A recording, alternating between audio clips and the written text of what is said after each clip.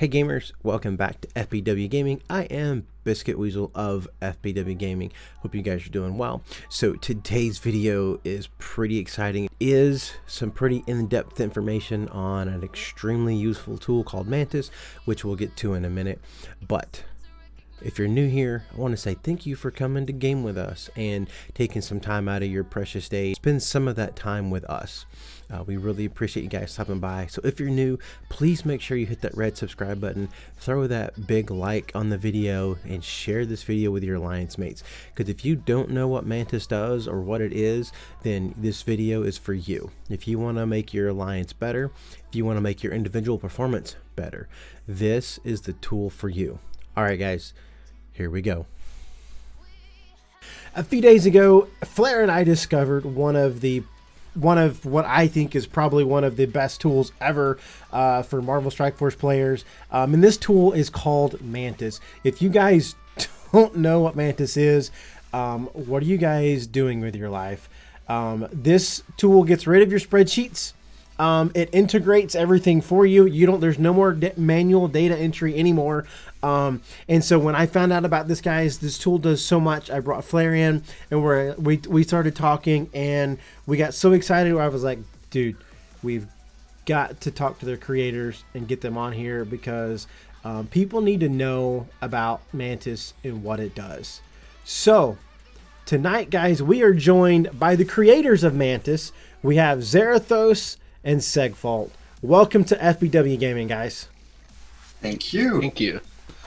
All right, so just quick little intros. You know, who you guys, what do you guys do, and why are you all kind of doing the things you do in this kind of space? My correct name is Zarathos. So I'm a programmer, like, for a living, and when I play a game, I love to put something more to it, like anything that can make the game a bit more interesting. And for me, so that's definitely making tools. So yeah, I've made a few things. Some people know my Google Sheets, Groot and Gamora. Some my Discord bot, Drax, and then our latest addition with Seg, Mantis. So I'm in charge of the PC version of Mantis, and I will let Seg talk about his side.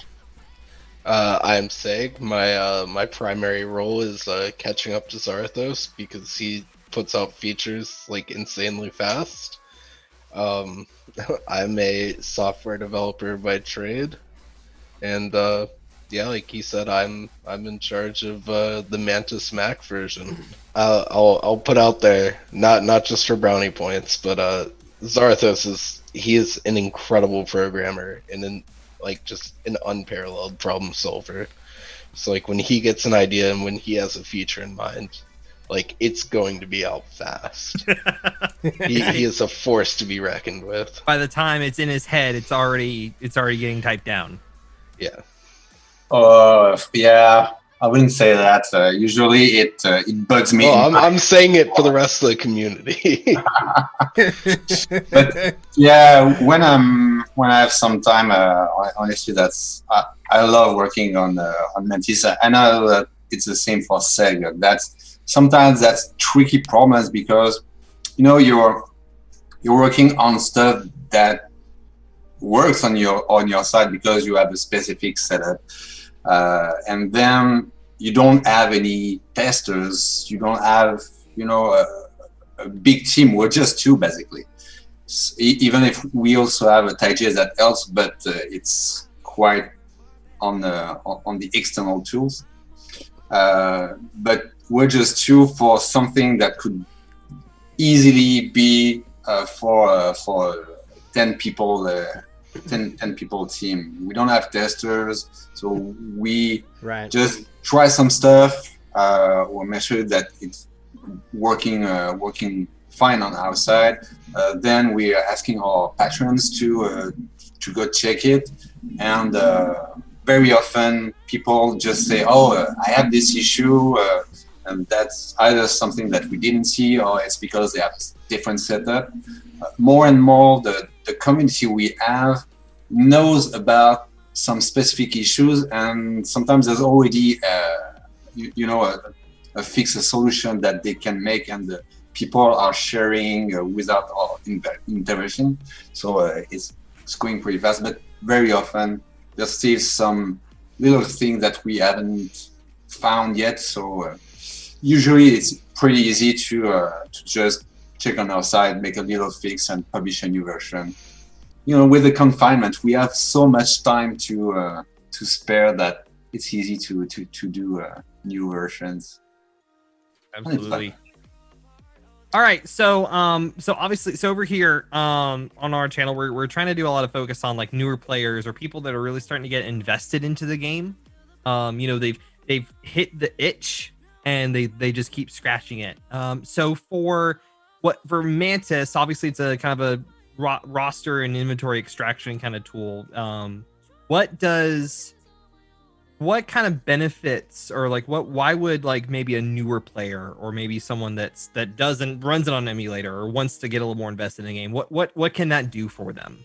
I think one important thing when you're relatively new to the game, it can be about the abilities and the ISO 8 that you want to give to your characters. Sometimes it's you just arrive, you don't exactly know where you should invest, and thanks to MSF.gg, so we have a partnership with them, and directly when you select a character, you will see what the community is using right now. Mm-hmm.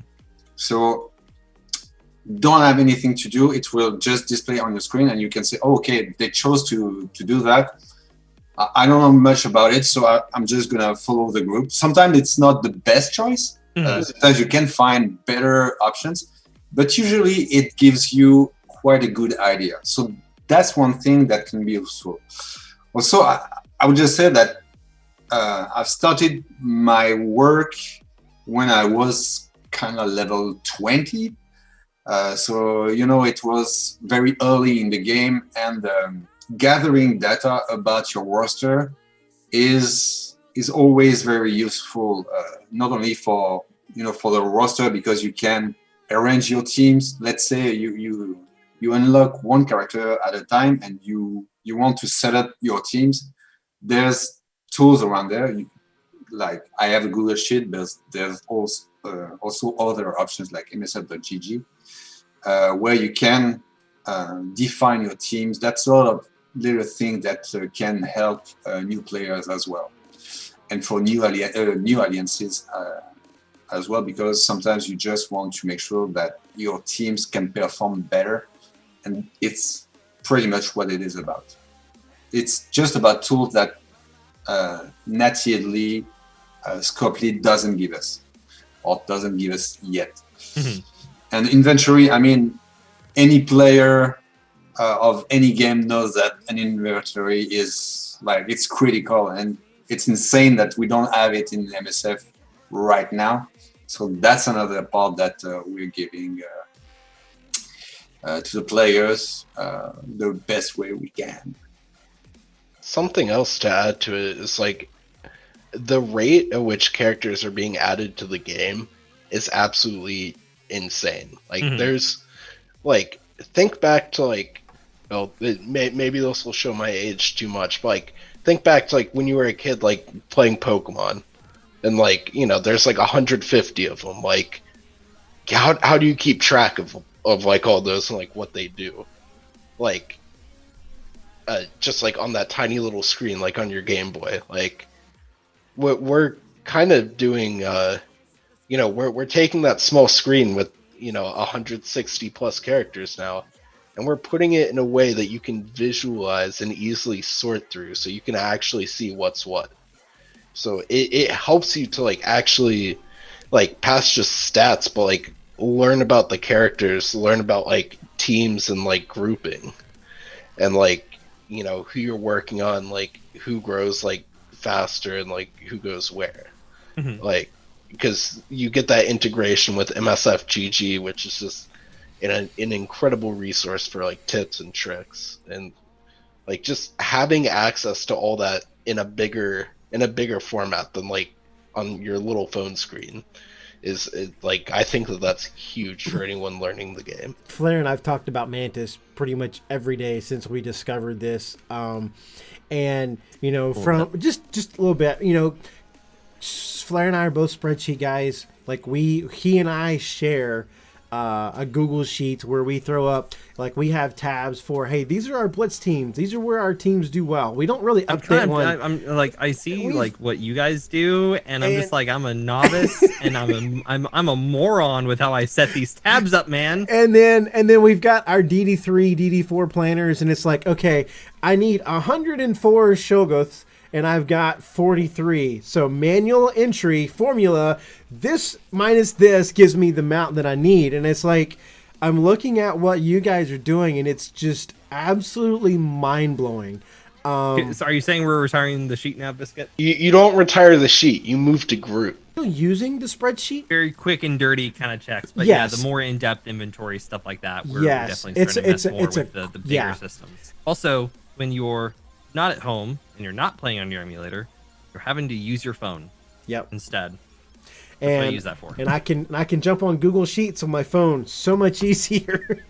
Right now, at least. But yeah. Okay, we've got we polled a couple people in our community and a couple of other discords for some questions about the app, the Mantis, and again, some of these guys are a little newer, or they've started to get that itch in the game, and so we've already kind of gone over them. So, but you know, this way we can kind of have some fun conversations with this.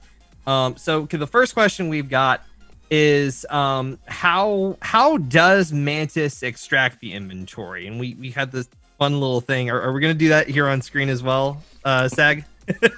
Oh yeah. So how we look at images really is we take a very specific cut of the screen. Zarathos and I have spent a lot of time, well, mostly Zarathos, but I've had to do it a bit for different things on Mac. But we look at very specific areas on the screen, and we cut out an image of that. And to like just make it very simple, we take that background image that we've just cut off the screen. Like, just imagine like that's your hand, and we take another image of what we know it looks like. Like, for example, like say this hand is you know, your character's like ISO icon, and this hand is like your you know, it's like the striker ISO icon. We'll put the image like over it where it should be, and if everything lines up like that, then we know it's the same thing. And we kind of measure and see how many pixels of this image like match with you know, with another image, and that's how we get the best estimate of what it is. So a whole lot of screenshots and comparisons of screenshots to what you already know is the thing. So yeah, you compare the screen to the game assets. Basically, we have access to all the images of the gear, of the portraits, and most of Mantis is about that, about matching images. I can imagine this next question you guys probably get asked about a bajillion times every day. So obviously Mantis is an emulator based. I can't use it to play on my iPhone, and I don't have access to play on a PC. Is there a way that you guys can, you know, help me use this on my phone? We would love to. We would really love to. Unfortunately, that's probably never gonna happen unless we have a zillion programmer team where we have the resource to do it. But yeah, that's a whole different kind of app, and that's a lot of personal investment. And we don't. I mean, we both have a job. We both work on Mantis on the night, so we have enough work to do on the PC and the Mac version as it currently is. And yeah, that will require more learning, and we're not there yet. I'm not saying that it will never happen, but it's just not on our radar at the moment. You know, you guys probably very far down the radar. I mean, maybe like if we ever do officially get an API that will give us in-game stats, like we might be able to make like a standalone like display. But as of right now, there's just so many unknowns and variables that making a mobile version of Mantis is just insane. Mhm. So what you guys are saying, you need like 400 Patreons to join, right? I mean, first thing when that happens is I'm gonna get a Mac that actually functions. Wow, I never thought I would hear a Mac user say that. I am not. I wanna put it out there. I am not a Mac user. I was the one who had a Mac. Oh. So by default, you became the one of the duo Yes. that builds the Mac It products. turned from my Discord bot and Linux server to back to a MacBook. Okay. Basically, the day that we get enough money to leave our respective job, maybe we'll think about a mobile version. Fair enough. That won't happen, but yeah, you can say that. Well, You have those pie in the sky goals. yeah. But it's like anything in life. Finite resources, you have to prioritize where those resources go. We when we talked about this one off camera when we were kind of going through everything, I know there's some stuff behind it that we don't want to go into a whole lot of detail about, but is Mantis open source or whatnot? No. Yes, there we go. Right. Good answer. It feels so bad saying that though, because we both really do like open source code and we do like open source projects. I do want to put that out there.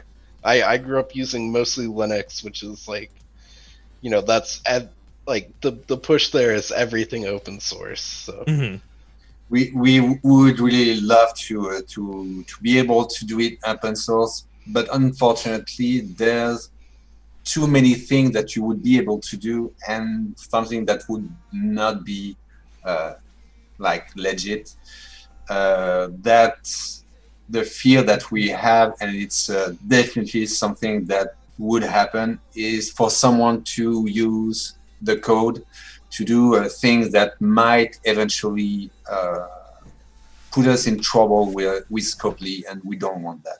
We don't want people to do things that, like tools that would be too much against the rules. We're probably borderline as we are right now, but it's, we're not giving an unfair advantage to anyone with Mantis. Mm-hmm. We're just giving extra tools to help doing things that you would be able to do no matter what.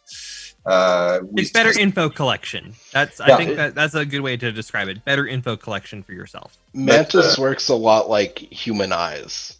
It can only see what is displayed on the screen. We are not touching anything programmatically like behind that. We're doing fancy image processing. We are not touching anything within Strikeforce itself, which is very important to note, and that's kind of what keeps us above water and like us confident in that the tools we're working on are okay and safe to distribute to users. Like we are doing only things that you could sit down and do with a spreadsheet just by looking at the game. Okay. Basically, we wouldn't want someone to modify, like to add some custom code to Mantis to do a bot, basically a Blitz bot, for example, or ATA bot. That would probably eventually force Scopely to ban Mantis. So in the end, that would be against our community. That's why that's most likely never gonna happen. One of those Pandora's boxes that will never get opened. Yeah, that's it. Because once you decide, okay, it's open source, you can't roll back. It's done. You just have to. Once it goes on the internet, there's no taking it down. No, it's out there forever. And it has both of our names like well ingrained into it at this point. You have a whole like git commit history. Like it wouldn't be hard like if they just if they were to take down the package, no matter how they changed it, it would still be able to like come back to us. Mm-hmm. You're So, still in the DNA of the program, Yes. basically. It's a nice way to see it. I love it. All right, guys, I'm going to break in here for just a quick minute. So this interview is going super well, and we're having a ton of fun, but it did turn out to be a little bit long, so we're going to split this. So you just finished part 1, so stay tuned for part 2.